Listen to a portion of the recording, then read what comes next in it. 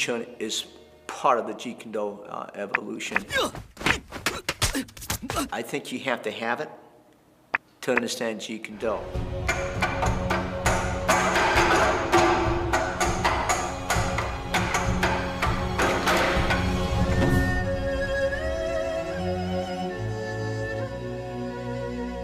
Well, without Yip Man, there would never been Bruce Lee. And without Bruce Lee, there would never been a Jeet Kune Do. So I think it's important to take the knowledge of the past and try to improve it. Those guys paved the way, and without them, we would not have reached the levels that we are now.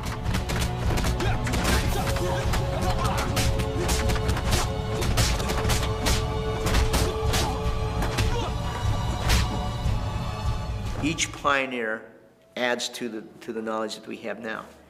And I think that's why in the Asian society that they looked up to the instructors so much. I trained with other Wing Chun people because I really wanted to see how Wing Chun was taught. So I trained, I have 9 Wing Chun teachers. James Lee makes 8 and Bruce Lee makes 9. Oh, he was young, talented, wise for his age. At the Bruce Lee at that time period, well, might be a little bit on the cocky side at that time period. But he was definitely well-schooled and knowledge beyond his years. He had a high respect for Yip Man, but I was told because he wasn't pure Chinese that sometimes he didn't want to teach Bruce Lee in front of students, so he assigned William Chung and Wang Chung Leong to teach him. And then as time went on, when he came to the United States, he started to evolve on his own. But he had a high respect for Yip Man. There was definitely could see a love there. He knew there was a certain range where Wing Chun worked very effectively. And he knew there was a certain range that Wing Chun didn't work. He says Wing Chun works real well in the bathroom. So he says, if you have a space with a football field and there might be as many as 3 or 4 or 5 people, then maybe another structure might work. So he had a system that worked on the outside where he can sort of hit and go. He developed a system what he calls Chizao without touching. He started to put what worked for him, and that became the structure of his personal Jeet Kune Do. But Wing Chun is still the core. You still start with that.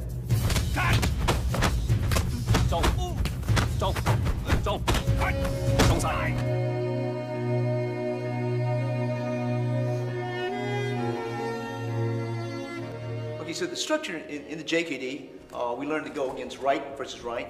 We learn to go against left versus left, and right versus his left, and left versus right. So pretty much he's still, if he punches and I move, this is block. So it's very much like the Wing Chun structure, 1, 2, and 3. So the basic is, this is 1. See, there's another one on the inside. Another one is 2 hits. Okay, one is split entry to move out. But you can move in any different range, and this is pretty much him. So usually, when he punches that hand, we hit. Okay, he hits to the other side. You can do the same structure on that with the rear hand as you can with the front hand. So if you can have one hand in, you can also do it for the rear hand. One hand in, one hand out. If you go in, you come out with the finger jab. On this side, you come out with the finger jab. Most of the techniques we used in Chung Choi was mainly used for practice, but in reality, the finger jab was exclusively used. If you punch this way, he punches with the rear hand. The shot is already here, 2 and 3.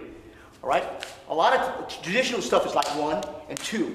And you trap the first berry, trap the second berry. But he goes across the center line, you need 2. And I'll do it slowly. That's 1, it's 2, 3. The bridging is the thing that makes the difference in the JKD. A lot of the bridging is from here and 2. And a lot of top toe gato, back to the back. This is pretty much what JKD structure changed.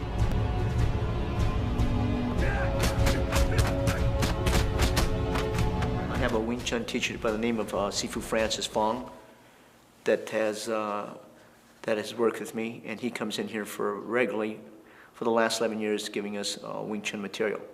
And I think it's knowing when that material is applicable and when it's not.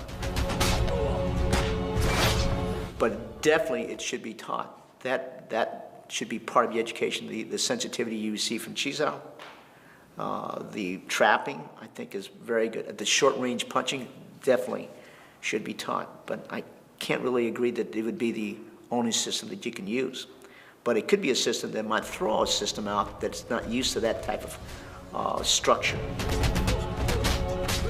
I liked it, you know, and when you study something, sometimes you go away from it, and then you come back to it with new eyes.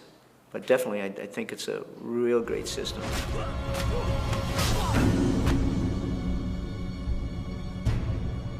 A lot of times when people see things like a lot of boxers ask me, said, well, nobody fights like this. Why are they doing this on a dummy? So that's a posture. It's a movement in time. It's a transitional movement. A lot of times, if I perform what we call a pak sao and the lop sao, sometimes he will trap my hand down like this. Okay? That's one way. And the other way is he'll trap it together. Now this motion here is the third motion. When you teach, he'll turn or move in. Again, slow motion. This is 1, this is 2, this is 3, 4.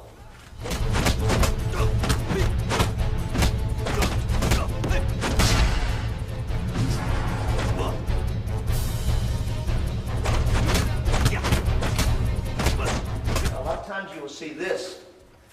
He'll put the foot like that. And people look at it and say, how do you spar with this? Kickboxing might look at that. This is for close quarter, and it's a movement in time. So when I trap his barrier and I come back, he'll come across and you'll see the knee, his foot will jam and he's closer over here, see over here, and back. Okay, so that's basically what the movement teaches. A lot of things in the dummy, and they have different meanings. And if you ask different teachers, they have different meanings. Like a good example, on the third one, they go 1, 2, and 1, 2 back and hit. Well, actually, all that is this is teaching you how to parry this way.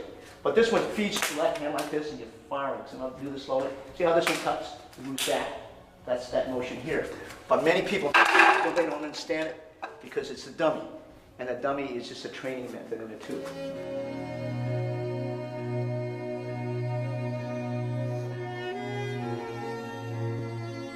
This is set 3 in Wing Chun. Okay.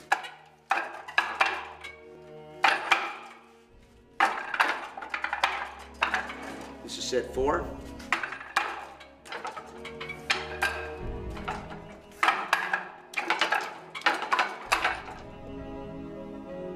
And this is set number 5 in Wing Chun.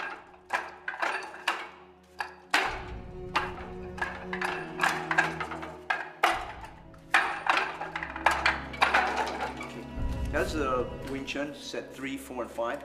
Now what I'd like to have him do is just do set 5 in JKD. Traditionally, these were not taught in order in the structure. Notice the distance he's coming in, breaking in.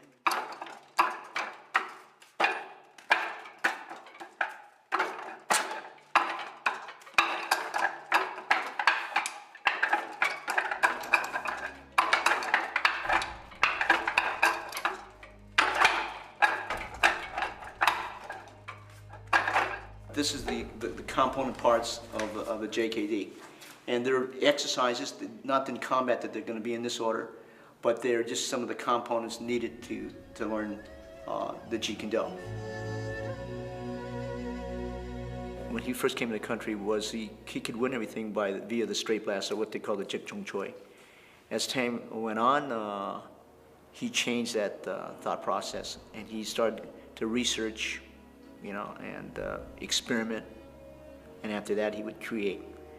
So a lot of that material, I think, was being changed almost on I'm not exaggerating when I said on a monthly basis. He was always changing the structure, always refining it, and making it more functional. That's what he was trying to educate me, and says you can't really follow a particular way. You have to find out what works for you. That's Jeet Kune Do. And then final analysis. That's why people ask me, can you teach it? And I said, yeah, I can teach it. Can you standardize it? No, I can't standardize it. Because you can standardize by principle and concept, but it still has to fit the individual. You can't force a person, you know. There's certain type of skills and limitations we have with the body, so you have to fit it. In martial arts, the same way, right? What works well for one individual cannot work well for another. Our geometry of our body, some are bigger, some are smaller.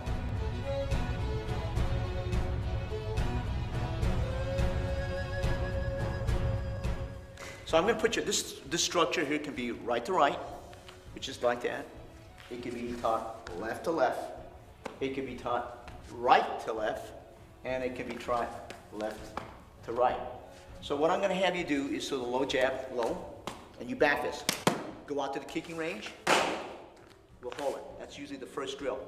This is to teach you hand range, okay, to kicking range. All right. The next one is you go to this position. You throw the rear punch, you hook, you cross, kick. This is to teach you to go from trapping range to hand range out to kicking range.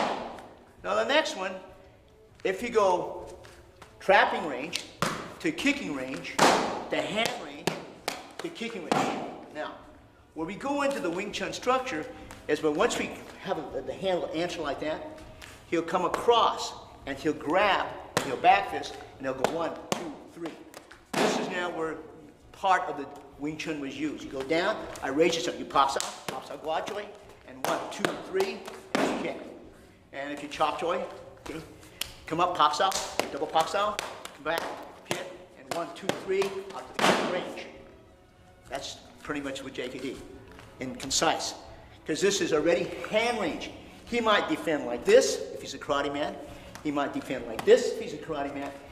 Boxers might defend like this. Only thing, usually they're in a left lead. We learn how to do this right lead and left lead.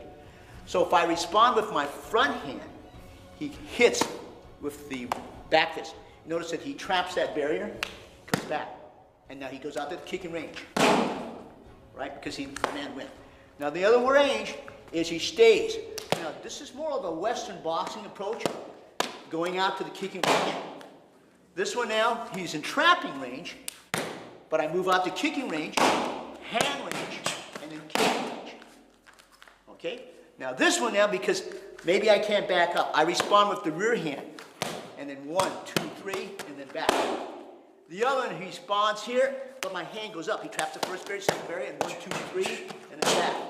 The other one, if you could see closely, see the trap is right here. He's trapped on the inside. I respond, 1, 2, 3.